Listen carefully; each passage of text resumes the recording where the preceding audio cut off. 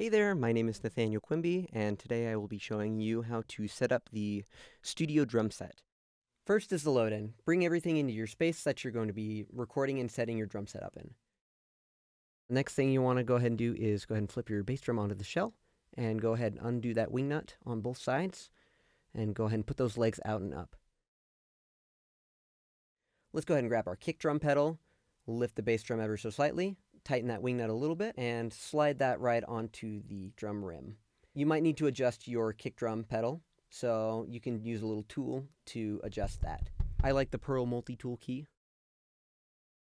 Let's go ahead and grab our rack tom stand, and we'll go ahead and slide that right into the top of the kick drum, right into that port, and go ahead and tighten that to finger tight. You don't want to over tighten things.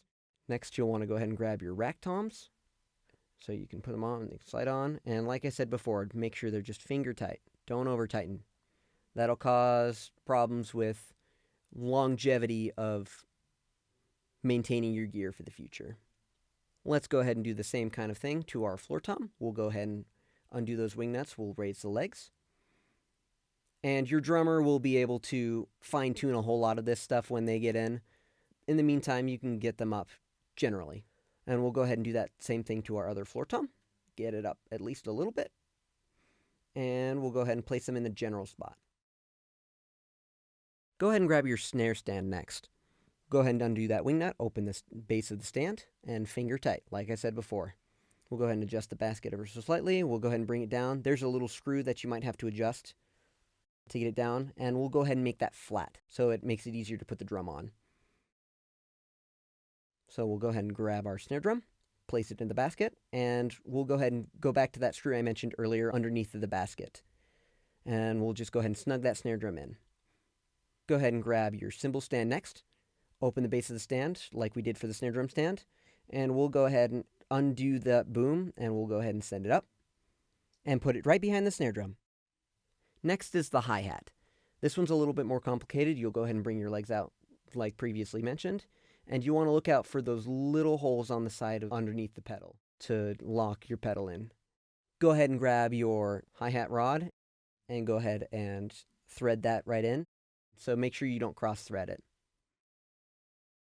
And we'll go ahead and put that over by the drum set.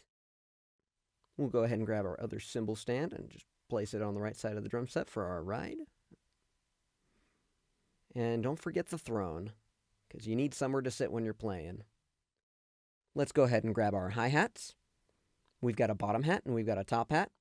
We'll go ahead and take that clutch off. And we'll go ahead and place that bottom hi-hat onto the stand. Let's go ahead and undo the clutch on the bottom. We'll take that first felt out. We'll go ahead and thread that through, put that felt back on, and then put that nut back onto the bottom. And you want to make sure it's screwed all the way on, and you might have to do some adjusting on the top side too. Go ahead and loosen that so you can get it onto the stand, and go ahead and park that right on top. Go ahead and grab a crash cymbal. Undo that wing nut from the top. And when you're placing cymbals on a stand, you want to be super duper careful when you're doing so. If you grind the inside of the cymbal against the threading, you can cause something called keyholing. Let's go ahead and do the same thing with our ride cymbal. We'll go ahead and undo that wing nut. Keep hold on to that, take the felt off, and be careful when we're putting that on to avoid keyholing like I was talking about earlier. Make sure it can wiggle around just a little bit so it can still resonate.